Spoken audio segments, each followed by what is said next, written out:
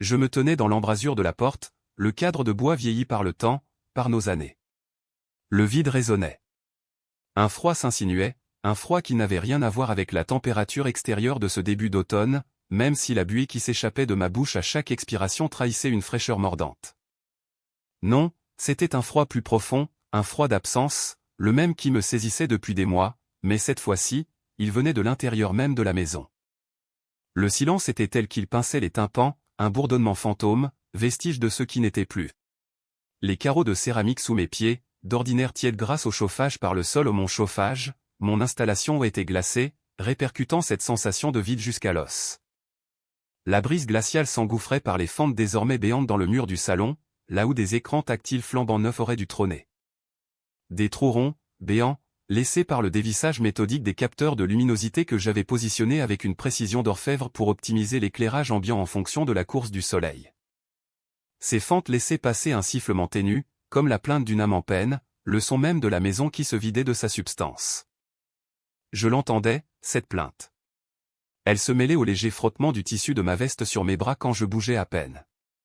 Il n'y avait plus le moindre bruissement mécanique, le doux ronronnement presque inaudible du serveur qui était le cœur battant de toute cette intelligence. Ce cœur, je l'avais arraché, son silence était maintenant un gouffre sonore. Ce silence assourdissant portait le poids de ce que j'avais achevé, chaque watt d'énergie que cette bâtisse réclamait et que je lui avais refusé en partant. Tu sais ce qu'est le silence quand il n'est pas seulement l'absence de bruit, mais l'absence de astérisque vie astérisque? C'était ça. Plus de déclenchement automatique des volets au lever du jour, plus de musique douce qui se mettait en marche quand on entrait dans la cuisine pour le premier café. Plus de régulation subtile de l'humidité qui évitait le dessèchement de l'air en hiver, ni le souffle discret de la ventilation qui chassait les odeurs de cuisson. Tout était mort. La maison était devenue un simple empilement de parpaings et de cloisons, un volume d'air statique et inerte. Chaque fil tiré, avec la patience d'un archéologue déterrant un trésor fragile, chaque capteur arraché du placo, laissant derrière lui une petite auréole de poussière blanche et le trou d'une vis manquante, avait été un acte de libération. Un acte physique et douloureux. Mes doigts étaient engourdis par le froid et la tension des câbles, mes ongles pleins de résidus de plastique et de cuivre oxydé. J'avais utilisé des pinces coupantes isolées, une à une, pour débrancher les artères de ce système que j'avais créé, non pas brutalement, mais avec une précision chirurgicale, comme on retire une tumeur. Une tumeur que je lui avait injectée sans le savoir, cette intelligence artificielle domestique, cette enveloppe de confort qui nous rendait la vie si douce. C'était un murmure amer de revanche, oui. Un goût de cendre sur la langue, pas de miel. Je n'ai pas hurlé, pas pleuré pendant que je faisais ça. J'ai juste respiré profondément, cette buée s'échappant de mes lèvres, comme si j'expirais les dernières bribes de l'homme que j'étais dans ces murs. Chaque geste était méticuleux, calculé, la somme de toutes les heures passées, de toutes les nuits blanches, de toutes les innovations que j'avais imaginées, astérisque pour elle astérisque. Pour astérisque nous astérisque. Tu te demandes comment on peut arracher des morceaux de sa propre création? Comment on peut désassembler ce qui a été construit avec tant d'amour, de passion, de sueur? C'est simple. Quand la fondation elle-même se révèle être une illusion, alors tout ce qui est bâti dessus perd son sens. Quand la personne pour qui tu as tout fait te jette un regard vide, comme si tu n'étais qu'un meuble encombrant, alors chaque fil que tu débranches devient un lien coupé avec cette illusion. Elle avait voulu la maison, n'est-ce pas? Son avocat avait insisté, son visage impassible, répétant les mots comme une machine, Madame souhaite conserver le domicile conjugal pour y établir sa nouvelle vie. Nouvelle vie. Les mots claquaient comme des portes dans un courant d'air. J'avais acquiescé, un sourire sec tordant mes lèvres. J'avais dit, d'accord, un mot qui cachait une forêt entière d'intentions. J'avais seulement repris ce qui m'appartenait, pièce par pièce. Pas le bois des poutres, pas le carrelage que j'avais posé, pas le plâtre des murs. Non. Mais mon hobby, comme elle l'appelait avec un dédain qui me fendait l'âme, c'était ça, la véritable ossature de la maison. C'était l'âme que j'y avais insufflée. Le système domotique complexe qui gérait la température pièce par pièce, qui adaptait l'éclairage à notre humeur, qui diffusait la musique dans n'importe quelle pièce d'un simple geste sur l'écran mural. Le système de sécurité qui détectait le moindre mouvement suspect, même celui du chat qui se faufilait la nuit. Les serrures intelligentes qui s'ouvraient et se fermaient d'elles-mêmes, les volets qui savaient quand se lever et se coucher. Tout ça, c'était moi. Mon savoir-faire, mon cerveau, mes mains. Je n'ai pas cassé. Je n'ai rien détruit de manière irréversible. J'ai astérisque démonté astérisque. Chaque élément retiré l'a été avec les outils appropriés, les vis rangées méticuleusement dans de petits sacs étiquetés, les câbles enroulés proprement. Le tableau électrique général est resté intact, bien sûr. Les prises murales fonctionnaient encore, mais elles n'étaient plus intelligentes. Les interrupteurs basculent toujours, mais ils ne commandent plus rien au-delà du strict minimum. Les vannes de la plomberie sont toujours là, mais l'automatisation qui anticipait nos besoins en eau chaude, elle, a disparu. J'ai laissé derrière moi une coquille vide de sens. Une maison qui était un chef-d'œuvre d'ingénierie et de confort, transformée en une boîte froide et muette. Elle est là, la maison. Elle est bien à elle, sur le papier. Mais qu'est-ce qu'une maison sans son cœur? Sans sa voix? Sans son intelligence? Ce n'est qu'un abri, un simple refuge contre les éléments. Et encore. Sans la régulation thermique intelligente, sans le contrôle d'humidité, ce refuge va vite se transformer en un lieu désagréable, voire insalubre. Un monument à l'indifférence, un temple de l'inconfort. Et là, debout dans le cadre de porte, mon sac à outils vide à mes pieds, le dernier interrupteur intelligent à bout de bras, mes poumons se gonflaient d'une bouffée d'air si froid qu'elle me brûlait les poumons. J'ai regardé une dernière fois cette pièce maîtresse, j'ai senti le poids de l'objet dans ma main, son plastique froid, les circuits imprimés qu'il contenait. Il représentait tellement d'heures de travail, d'espoir, de projets partagés. C'était le dernier morceau. Je l'ai glissé dans mon sac. Je me suis détourné sans un mot, sans un regard en arrière. Le bruit de mes pas sur les carreaux était assourdi par le silence général, le seul écho désormais, c'était celui qui résonnait dans ma propre tête. Et pour la première fois depuis longtemps, ce n'était plus le sien. Elle n'avait jamais vraiment compris, pas en profondeur du moins. Elle voyait le résultat, les lumières qui s'allumaient d'elles-mêmes quand elle entrait dans la cuisine les bras chargés, le café qui se mettait à couler à l'instant précis où ses pieds touchaient le sol, le thermostat qui anticipait ses retours. Mais la maison, pour moi, c'était bien plus qu'un assemblage de briques et de bois. C'était le reflet de mon âme, une extension palpable de mon obsession, de ma passion pour l'ingénierie et la logique, oui, mais surtout, une matérialisation de mon amour. C'était notre sanctuaire, un projet de vie où chaque millimètre de câble, chaque ligne de code portait mon empreinte, mon souffle, mon espoir. Je me souviens de la première fois que nous l'avons visitée, cette vieille bâtisse en briques rouges. Elle sentait le moisi, le passé. Les fenêtres étaient pleines de toiles d'araignée, le jardin envahi. Mais je l'ai vue, tout de suite. J'ai vu son potentiel. Pas juste des murs, mais une toile vierge. Un terrain de jeu pour mes circuits imprimés, mes capteurs, mes algorithmes. Alice avait trouvé les rideaux, le papier peint, la couleur des murs. Moi, je rêvais d'un cerveau. Un cœur battant sous le plancher, dans les combles, derrière chaque interrupteur. Est-ce qu'elle le comprenait, ce désir ardent de donner vie à cette maison, de la faire respirer, de la faire vibrer à notre rythme? Je croyais que oui. Les nuits. Tant de nuits passées dans le petit atelier du sous-sol, l'odeur âcre de la soudure flottant dans l'air, un mélange de métal chauffé et de plastique fondu. Mes doigts, précis, dénudant des fils d'une finesse incroyable, torsadant les brins de cuivre, puis l'éclair vif du fer à souder qui liait les composants. La lueur bleue de l'écran de mon ordinateur, unique source de lumière, se reflétait dans mes yeux rougis par la fatigue. Des schémas complexes défilaient, des lignes de code s'écrivaient, s'effaçaient, se corrigeaient. C'était une danse minutieuse, une symphonie silencieuse où chaque petite diode clignotante était une victoire. Le bourdonnement discret de mon serveur, lové dans un coin, était la seule compagnie, le pouls régulier d'un organisme en pleine croissance. Alice, parfois, descendait. Toujours silencieusement, son pas léger sur la dalle de béton. Je sentais sa présence avant de la voir, un léger courant d'air, le frôlement d'un tissu. Elle apportait une tasse de thé fumant, son parfum de verveine se mêlant à l'odeur métallique et sèche de l'électronique. Encore un peu, mon amour, disait-elle d'une voix douce, sa main chaude sur mon épaule tendue. Et je me retournais, un sourire épuisé mais sincère, la montrant du doigt, les yeux brillants, l'exploit du moment. Je revois parfaitement le soir où j'ai finalisé le système d'éclairage adaptatif du salon. Ce n'était pas un simple « on-off ». C'était une chorégraphie. Les lumières chaudes qui s'adouciraient progressivement avec le coucher du soleil visible depuis la grande baille vitrée, puis passerait à une teinte plus neutre pour la lecture, et enfin, un chemin lumineux subtil, presque invisible, se dessinerait vers la chambre à l'heure du coucher. Je l'avais saisie par la main alors qu'elle terminait la vaisselle, son tablier encore noué. « Viens voir. Ferme les yeux. » J'adorais la taquiner. Elle s'était prêtée au jeu, un sourire en coin. Et puis, d'une simple pression sur ma tablette, la magie opérait. Les couleurs inondaient la pièce, du doré de l'aube au pourpre du crépuscule, en passant par des bleus profonds. Son souffle s'était coupé. Un léger gasp, presque inaudible. « C'est sublime », avait-elle murmuré, ses yeux immenses reflétant les teintes changeantes, une étincelle d'émerveillement que je cherchais à chaque fois.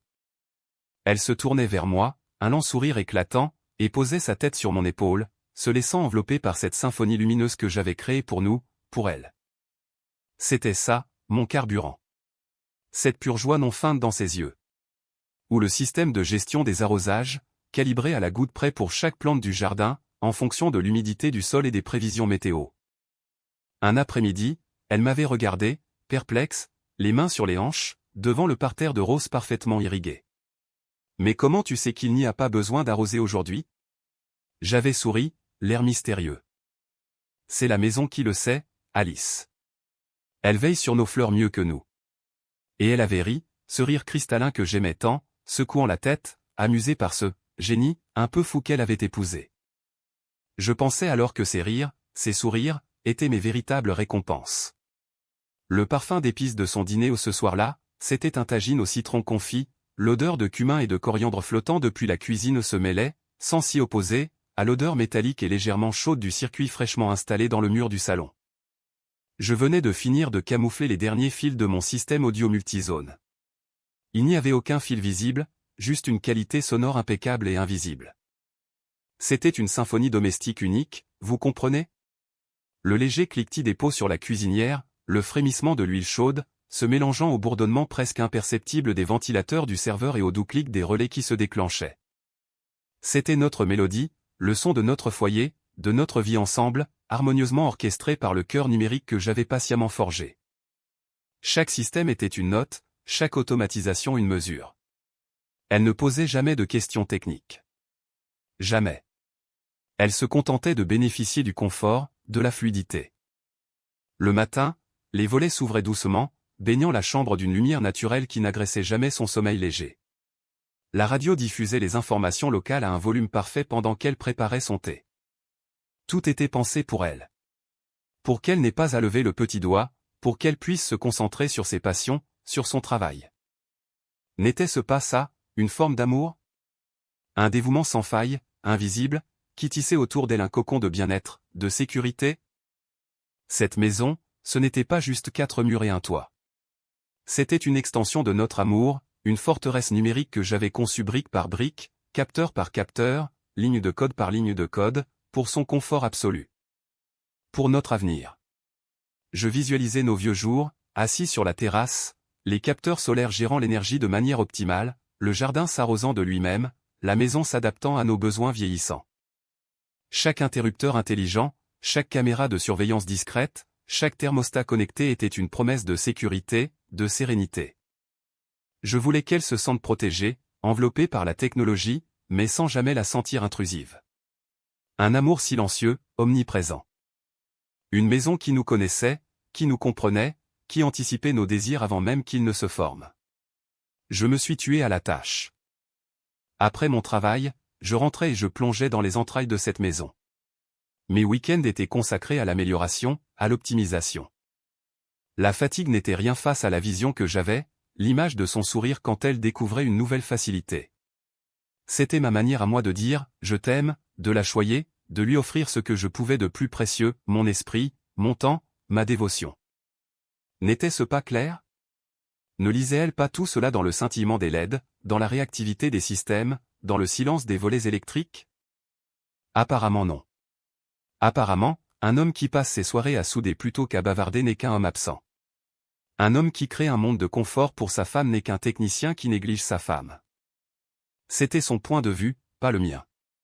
Et c'est là que le drame a commencé à se tramer, dans cette incompréhension silencieuse, au cœur même de ce que j'avais bâti avec tant d'amour et de méticulosité. La première dissonance ne fut pas un choc, plutôt une sensation, comme un fil invisible qui se détendait, créant un léger déséquilibre. Je l'ai ressenti d'abord comme une vibration basse fréquence, un murmure sous le plancher de notre quotidien, si subtil que je l'ai attribué à la fatigue, au stress du travail, à cette anxiété de fond qui nous ronge tous un peu. Je me souviens d'une soirée, le mois d'octobre s'accrochait aux fenêtres avec son haleine glacée, et j'étais particulièrement fier de la dernière optimisation de notre système de gestion thermique. J'avais enfin réussi à synchroniser les capteurs d'humidité avec le chauffage au sol pour anticiper les baisses de température liées à la condensation, un truc un peu geek, je l'admets, mais qui promettait un confort absolu et une consommation réduite.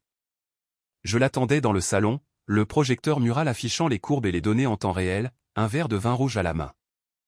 Quand elle est entrée, le pas léger, le souffle encore teinté du froid extérieur, je lui ai tendu le verre, mes yeux brillants d'une excitation d'enfant. J'ai commencé à expliquer, la voix un peu trop rapide, les mains gesticulant pour décrire la logique, les algorithmes. Elle a souri, oui, elle a souri, mais c'était un sourire figé, une façade lisse derrière laquelle ses yeux, d'habitude si vifs quand je parlais de mes inventions, sont restés plats. La lumière bleutée de l'écran se reflétait dans ses iris sans y trouver d'écho, comme sur une vitre sans âme. Elle a hoché la tête, un mouvement mécanique, et a dit, c'est merveilleux, chérie, tu es vraiment douée, mais la phrase est tombée dans l'air comme une plume morte. Il n'y avait pas de question, pas d'étincelle de curiosité, pas cette petite tape sur l'épaule qui disait « mon génie ». J'ai senti l'élan de ma fierté se vider, comme un ballon qu'on dégonfle lentement. Le vin a eu un goût plus amer que d'habitude ce soir-là. Ce n'était qu'un détail, je me suis dit. On a tous nos moments de distraction. Mais ce détail est devenu un point. Puis une série de points. Les habitudes, ces petites encres invisibles qui structuraient notre vie, ont commencé à glisser. Avant, notre rituel du soir était sacré. Vers 23 heures, après avoir rangé la cuisine, elle préférait toujours s'en charger, elle venait me rejoindre dans mon atelier ou le salon, selon l'endroit où je travaillais. Elle s'asseyait sur le canapé, me lisait un passage de son roman, ou me racontait sa journée, sa voix douce se mêlant au léger bourdonnement de mes serveurs. Puis, elle posait la tête sur mon épaule, et on regardait la flamme du bioéthanol dans la cheminée intelligente, ou la pluie battre contre le velu à occultation automatique. C'était notre moment de fusion, la parenthèse avant le sommeil. Puis, elle a commencé à traîner. Je finis ça, disait-elle en montrant son téléphone, la lumière bleue de l'écran imprimant un reflet étrange sur son visage concentré. Ou, je suis un peu fatigué, je vais aller me coucher directement. Au début, j'ai compris. J'ai même suggéré qu'elle se repose. Mais les, un peu fatigués, se sont multipliés, jusqu'à devenir la norme. Le canapé à côté de moi est resté vide la plupart des soirs. Le silence, qui avant était partagé et apaisant, est devenu pesant. Je fixais l'écran de mon tableau de bord, les chiffres défilant, le système veillant sur la maison. Mais qui veillait sur nous?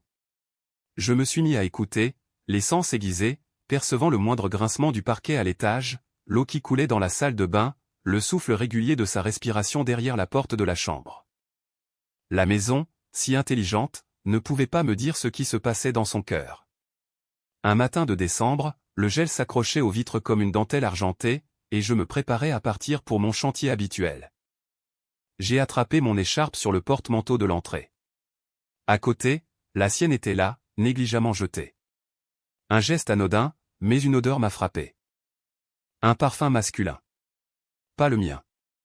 Mon propre parfum, un boisé léger, je le connaissais par cœur. Celui-là était différent. Plus agressif. Musqué, avec une pointe d'agrumes que je ne parvenais pas à identifier, mais qui piquait mes narines d'une sensation de nouveauté, de foreignness. C'était subtil, presque imperceptible, mêlé à son propre parfum floral habituel, mais mon cerveau, en alerte inconsciente, l'a détecté avec la précision d'un capteur de CO2. J'ai pris l'écharpe dans mes mains, la matière douce et familière, mais cette odeur, elle s'accrochait aux fibres, ténue mais tenace. Un frisson glacé a parcouru ma colonne vertébrale. Mon sang s'est figé. Comment? Qui? Pourquoi? Des questions muettes ont commencé à hurler dans ma tête. J'ai tenté de rationaliser. Peut-être quelqu'un au bureau? Un collègue un peu trop proche? Une blague? Mais l'odeur ne s'effaçait pas, elle s'imprégnait, se faufilait dans mes pensées comme une encre noire sur du papier blanc. J'ai remis l'écharpe en place, l'air de rien, le cœur battant à tout rompre. J'ai passé le reste de la journée sur mon chantier, les mains occupées à serrer des boulons, mon esprit à dévisser des scénarios. Chaque bruit de perceuse était un coup de marteau dans mon crâne. Chaque vibration me renvoyait à cette odeur insidieuse. À partir de ce jour-là, la paranoïa s'est immiscée, un parasite silencieux qui a commencé à se nourrir de mon quotidien. Je me suis surpris à analyser chacun de ses gestes. Un coup de fil qui la faisait sourire et s'éloigner pour parler à voix basse. Un message qu'elle lisait, l'écran de son téléphone tournait loin de moi, mais dont je pouvais capter le scintillement dans le coin de mon œil. Ses retours tardifs, parfois 10, 15 minutes au-delà de l'heure habituelle, avec des excuses un peu trop précises sur le trafic ou une réunion qui s'était éternisée. Le système de surveillance de la maison, mon œuvre, celle que j'avais créée pour nous protéger, pour nous rassurer, est devenue une source d'angoisse. Je ne cherchais pas activement, non, mais mes yeux s'arrêtaient un peu plus longtemps sur l'historique des accès au portail, sur les courbes de consommation d'énergie quand elle était censée être seule à la maison. Étais-je en train de devenir fou? De voir des signes où il n'y en avait pas? Je me suis mis à remettre en question chaque sourire qu'elle m'adressait, chaque caresse qu'elle déposait sur mon bras. Y avait-il une hésitation, une distance invisible dans son toucher? Mes doigts, si habitués à la chaleur de sa peau, percevaient-ils une froideur sous la surface? Pendant nos rares moments d'intimité, je me forçais à chercher cette étincelle qu'elle avait toujours eue, mais c'était comme essayer d'allumer une allumette dans le vent. Le creux de son dos sous ma main, la courbure de sa nuque contre ma joue, tout me semblait emprunté, joué. Était-ce une façade, un rôle qu'elle tenait pour moi? Le doute était un acide lent qui rongeait tout ce que nous avions construit. Le bruit des clés dans la serrure, autrefois annonciateur de son retour, porteur d'un soulagement silencieux, est devenu une alarme, le prélude à une nouvelle interrogation muette. Un soir, elle avait laissé son téléphone sur le comptoir de la cuisine, déverrouillé, alors qu'elle était allée prendre une douche. J'étais en train de ranger les courses, une bouteille d'huile d'olive à la main. Un simple éclair de lumière a attiré mon regard. Une notification, affichée sur l'écran. Je n'avais pas l'intention de regarder, mon éducation m'interdisait ce genre de fouille, mais mon regard a glissé, incontrôlable, attiré par la lueur phosphorescente. Et là, gravé en lettres noires sur fond blanc, j'ai lu les mots qui ont fait éclater ma réalité en 1000 morceaux. Un simple message, d'un contact que je ne connaissais pas. À demain, mon amour. Impatient de te retrouver. Le monde a vacillé. Le son du réfrigérateur s'est tu. La bouteille d'huile d'olive a glissé de mes doigts engourdis, s'écrasant sur le carrelage avec un bruit sourd, le liquide doré se répandant en une nappe visqueuse et brillante, reflétant les néons de la cuisine comme autant de lames brisées. Mes genoux ont fléchi. Un vide sidéral s'est ouvert sous mes pieds. La tête a commencé à me tourner, l'air a manqué dans mes poumons. Mon amour. Ces deux mots. Pas une erreur, pas une interprétation. La confirmation brute et indéniable de ce que ma paranoïa avait pressenti, ce que mes sens avaient hurlé en silence. J'ai fixé l'écran, comme hypnotisé.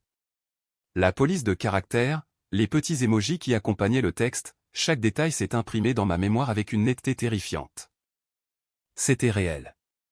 Ce n'était pas un cauchemar, pas une hallucination due au manque de sommeil.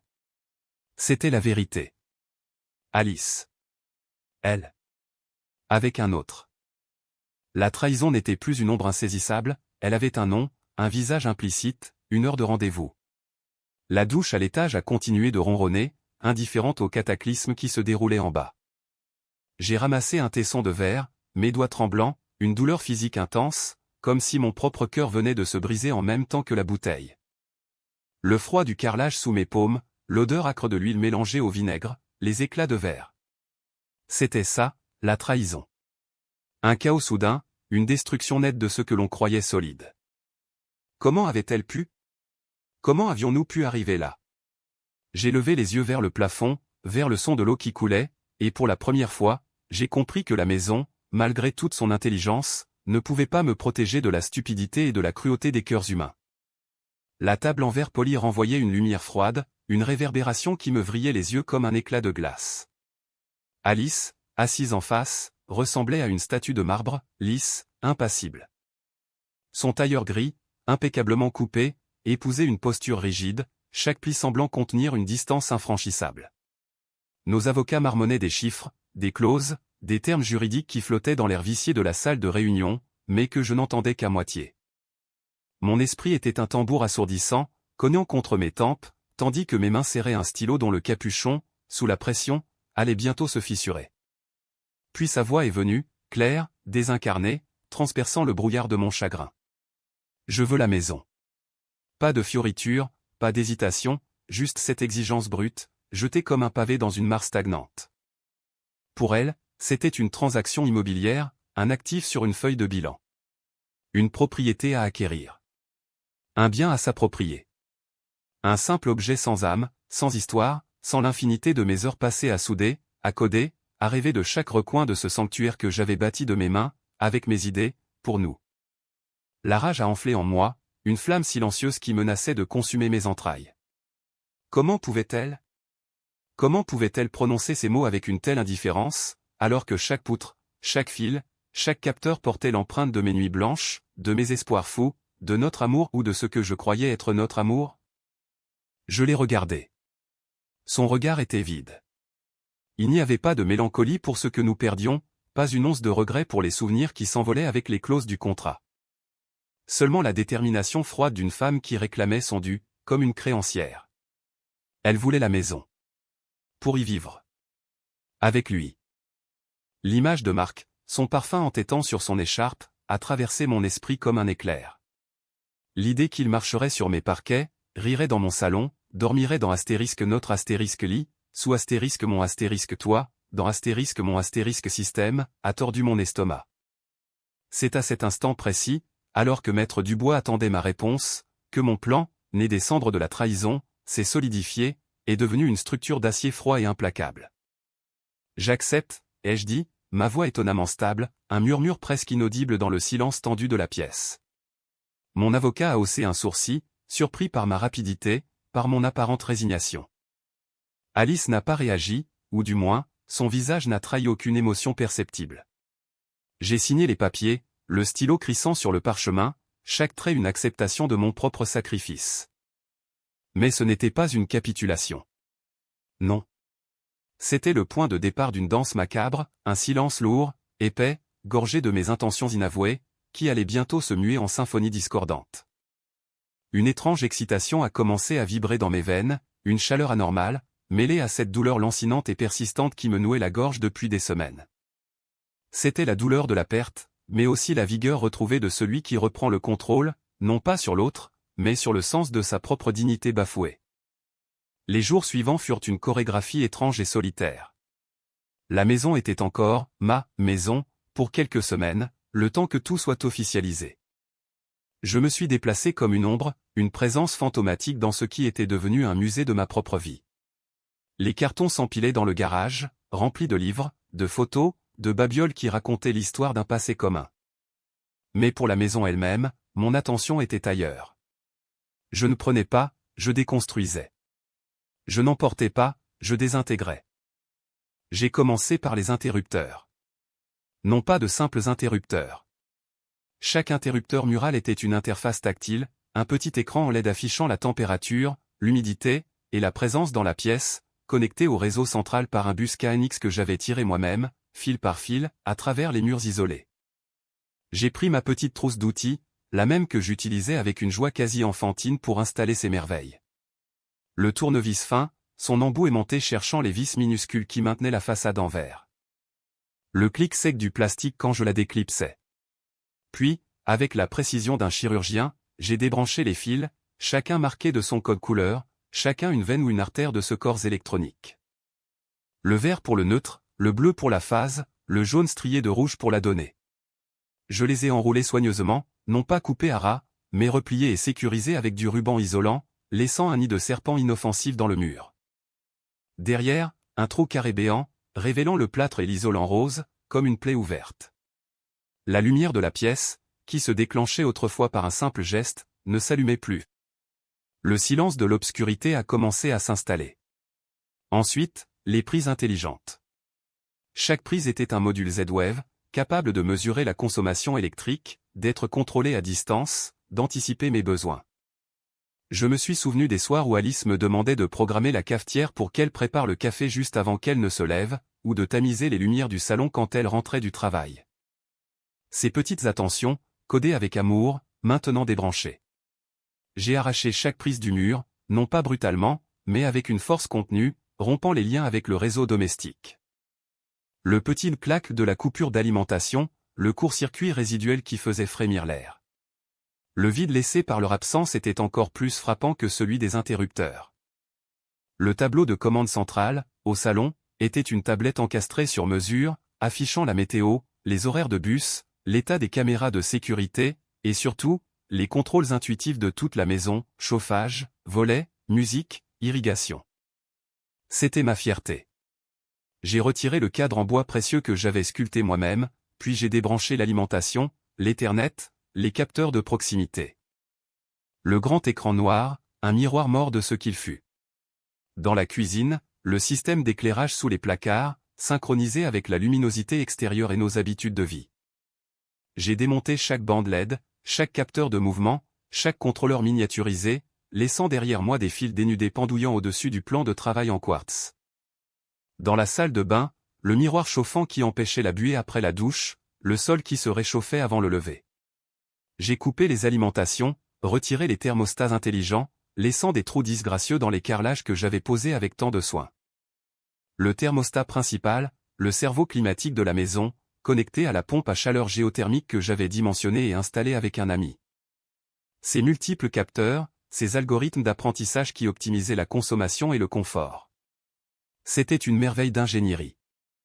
J'ai dévissé les 4 vis minuscules qui le maintenaient au mur, puis, avec un multimètre, j'ai vérifié chaque fil avant de le déconnecter, m'assurant de ne laisser aucune trace de ma présence numérique, aucun signal que le système avait un jour existé. Le système de chauffage central, sans son cerveau, deviendrait une masse inerte, incapable de réguler la température, de comprendre les besoins de ses occupants. Et puis, il y a eu le cœur de tout cela, le serveur. Le rack monté dans le sous-sol, rempli de disques durs silencieux, de cartes réseau, de modules domotiques Z-Wave, Zigbee, et KNX, tous interconnectés, tous alimentés par une alimentation redondante.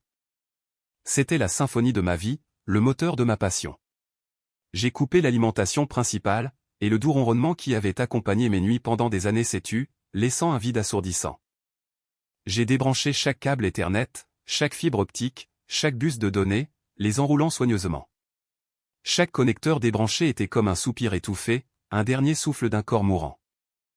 J'ai démonté les disques durs, les cartes d'extension, les processeurs, tout le matériel informatique qui faisait de cette maison une entité intelligente. J'ai même retiré les câbles d'antenne des capteurs extérieurs, les laissant pendre comme des lianes mortes sur la façade. Je n'ai rien cassé, ai-je murmuré au silence, la poussière de plâtre s'accrochant à mes mains. J'ai seulement démonté. Les murs étaient criblés de trous, des plaies béantes d'où pendaient des fils nus, comme des nerfs à vif. La maison était devenue un labyrinthe de technologies amputées, une coquille vide où l'intelligence avait été évacuée, brique par brique, composant par composant. L'odeur de la poussière se mêlait à celle, plus subtile, de l'électronique morte, une odeur de faim. C'était mon monument. Mon monument silencieux à son indifférence, à son aveuglement, à son incapacité à voir au-delà du simple confort pour apprécier l'ingéniosité, le cœur que j'avais mis dans chaque circuit. Chaque fil arraché était un reproche muet, chaque module déconnecté, une preuve irréfutable de ce qu'elle avait perdu. Ce n'était pas de la vengeance pure, pas vraiment. C'était une leçon. Une déclaration d'autonomie.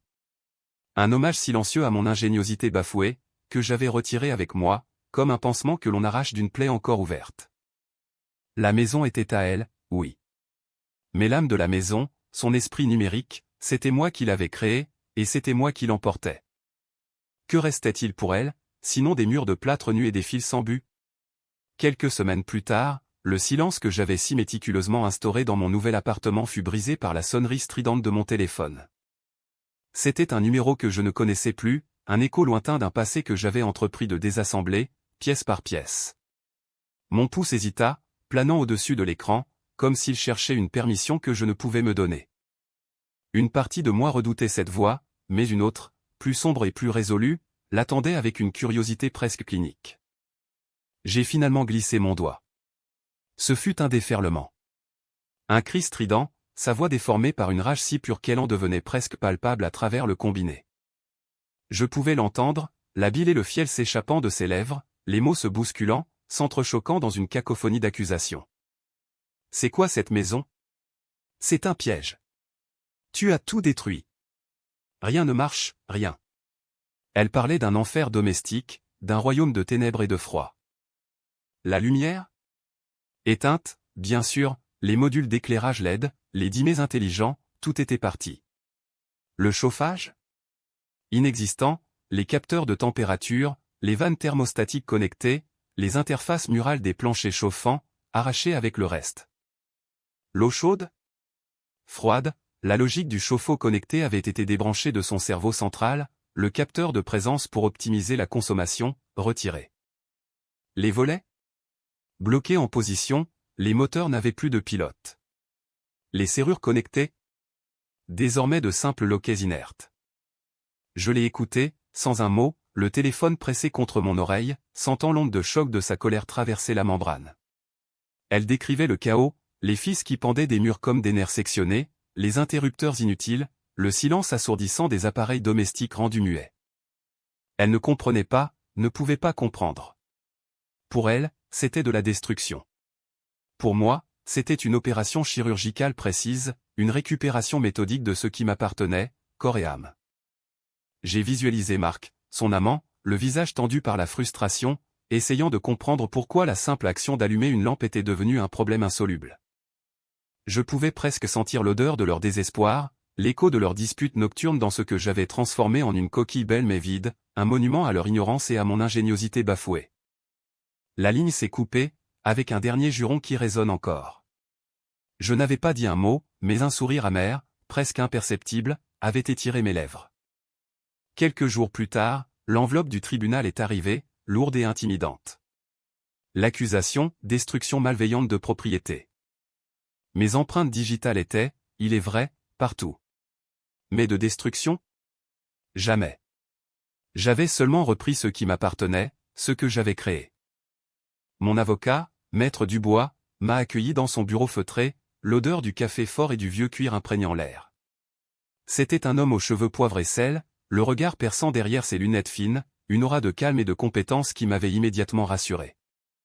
Je lui avais tout expliqué, les nuits passées, les milliers d'euros investis, le contrat de divorce qui, par mon insistance et sa négligence, ne mentionnait astérisque que astérisque la structure et les fixtures permanentes.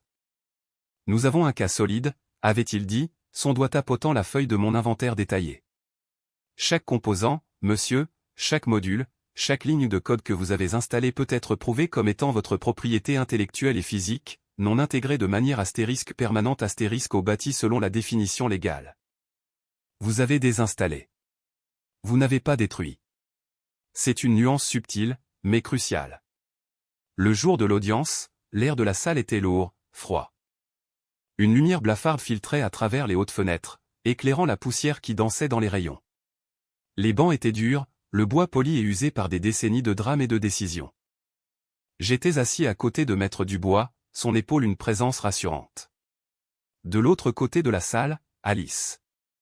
Son visage était tiré, ses yeux cernés, son élégance habituelle remplacée par une sorte d'amertume aigre. À ses côtés, Marc, l'air contrit et visiblement mal à l'aise, jetant des regards furtifs et accusateurs dans ma direction. Il semblait plus petit, moins sûr de lui, loin de l'image de l'amant confiant. Les rictus d'Alice, les chuchotements qu'elle échangeait avec son avocat, tout cela m'atteignait comme des ondes sonores lointaines, sans prise sur mon émotion. Quand son avocat a commencé à détailler l'horreur de leur quotidien, l'absurdité de cette maison devenue un enfer, je sentais les regards du public, et même un certain scepticisme de la part de la juge. Votre honneur, avait commencé Maître Dubois, sa voix calme et posée, contrastant avec les envolées lyriques de la partie adverse. Il a déroulé le contrat de divorce, soulignant les clauses que j'avais eu l'intelligence d'inclure, celles qui définissaient précisément ce qui constituait une amélioration permanente de la propriété et ce qui relevait d'un système amovible ou modulaire.